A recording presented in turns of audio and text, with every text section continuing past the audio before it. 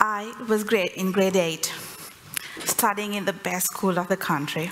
Though it was not an English medium school, we were taught good English. Most of our friends communicated in English. I was not very well known for this English debate or public speaking. Somehow, I got into this English debate team.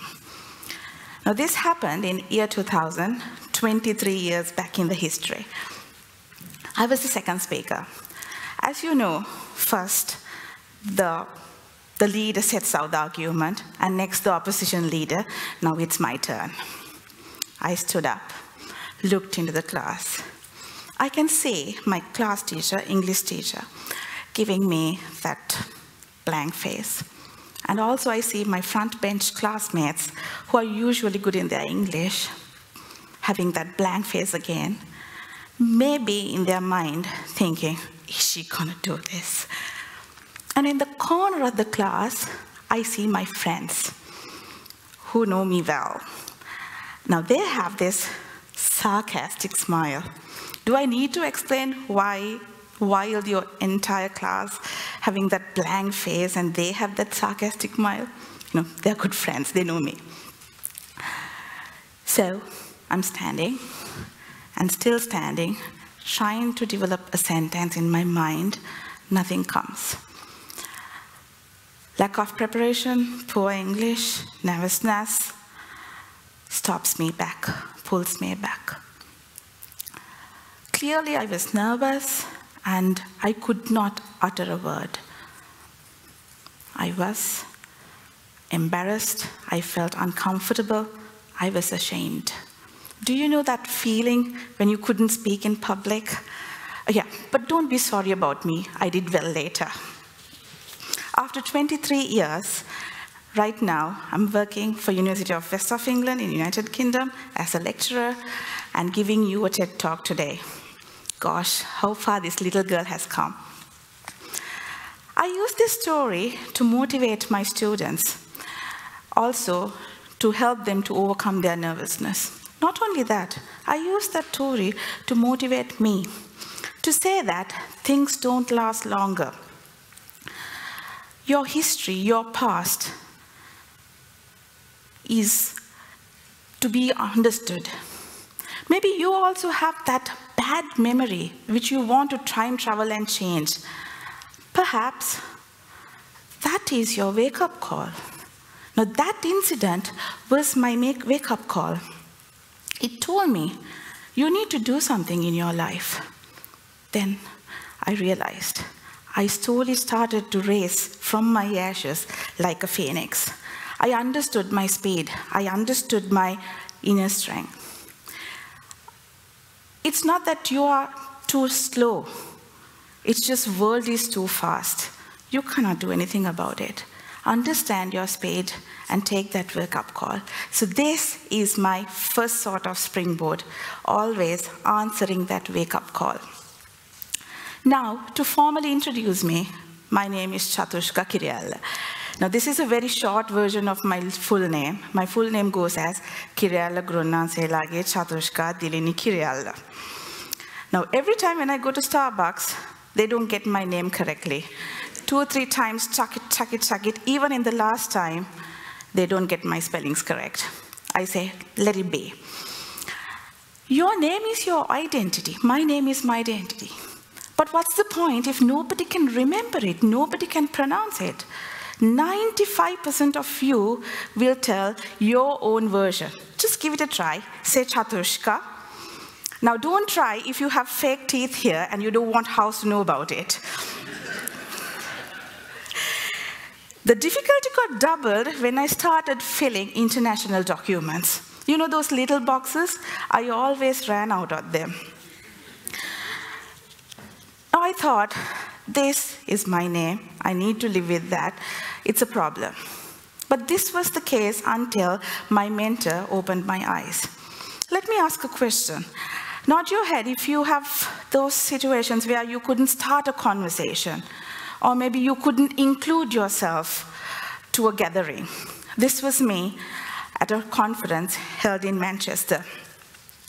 I tried to start a conversation because I see academics from different universities, leading journal editors. I had big plans to build a good network, but something stopped me. I couldn't start a conversation. I just say, my name is Chathushka, that's it. Then I was disappointed. I told this to my mentor. She was like, come on, you have a starting point. Everybody has a name, but you have a difficult name. Start with that. So right now, I understood, okay, I introduce myself and then say, yeah, it's a tongue twister or it's a long name, and then the response will be like, oh, it's a unique name, beautiful name. And then I go on explaining how difficult to get a Starbucks coffee or immigration documents. Now that creates a foundation for my discussion. My point is that things that might have burdened you for years can be a blessing too. It's just you need to understand it, discover it, believe in it. So this is my second springboard, finding your positivity, finding your inner strength and believing it. Okay, let me take back to you to my school again. Now this is my life-changing story. Now I'm in 12th grade doing my A-levels. This was the last term test. You know that term test before the A-level exam or advanced level exam. If you can remember, I said I went to the best school in the country. I was a prefect. I was doing extracurricular activities and I couldn't do well for the term test. Most of the prefects couldn't do. Now, one failing student in this school is a matter of dignity of that school. So because of that reason, even the principal checks by herself the term test results, the final term test results. Everybody who scores below 40 will be called for a meeting, chaired by the principal, in a big boardroom, a big, long round table, along with the parents. So now, what will happen here is principal check one by one and see if there is a hope for the student to pass. If not, the principal and the teacher, class teacher, will force the student to take the next attempt. Now this is to make sure that they continue their prolonged history of 100% pass rate. Now this was me. I had below 40, and now teachers and principal started to force me to take the next attempt, not to sit this time, but go to the next time. My mother was there. She was furious. She was 100% hopping mad at me. 16 years old me couldn't hold the pressure inside that room. Everybody was forcing. Inner me, I know that I can do it, but they're forcing. I came out of the room vaping. Now this is where I met my angel. She was one of my grade 9 class teachers. She asked why I'm crying, and she said, they know nothing about you.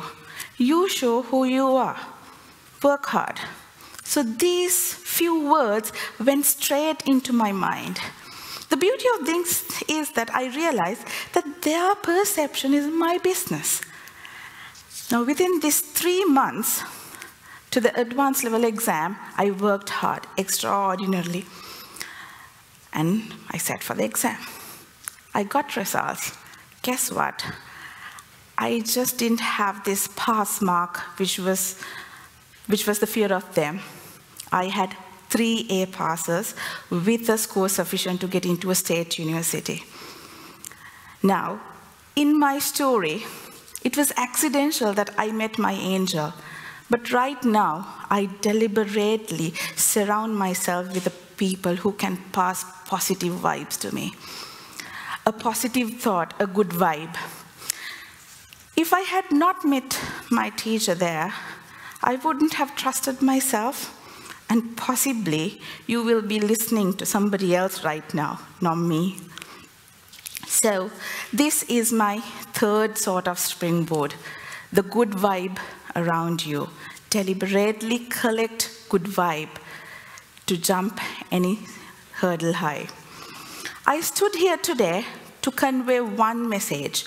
that to build your own springboard and believe in yourself, which I did until I reached here, and which I will be doing until I reach where I want to be. I want to be like a bee. You know why? Did you know one time physics started questioning those little bee wings, whether it's creating enough force to keep that chubby insect flying? What we know is they're flying. Thank God the bee didn't know anything about these debates going on. They didn't know anything about physics, so they kept on flying and they kept on collecting honey. So don't let anything question you. Don't let anything external stop you.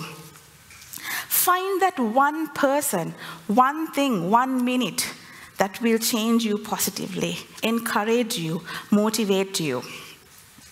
If you are willing to learn from your past and willing to take up that wake-up call, if you're believing in your inner strength, if you're believing in yourself, and if you have a positive vibe around you, now you have the strongest springboard to jump any hurdle high.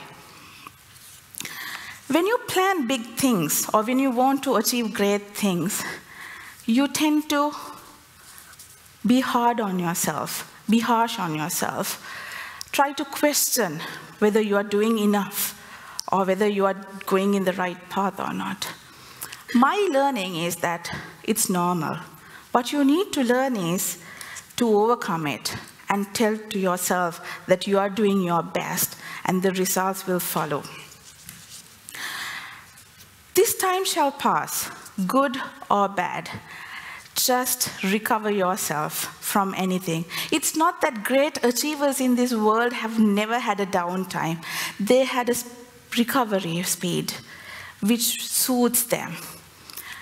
Maybe it's 4 years, 5 years, 4 months, 5 months, or 23 years. Believe in yourself. Once, a wise man said, the biggest enemy of success is that lying in the comfort zone. Standing in front of you is the best version of me, and I'll be better tomorrow. Things will happen, like what happened in school, but I have learned my lesson. That is, what doesn't kill you will make you stronger. Everything you've been through, fought through, rose through, cried through, makes you the better version for the next day.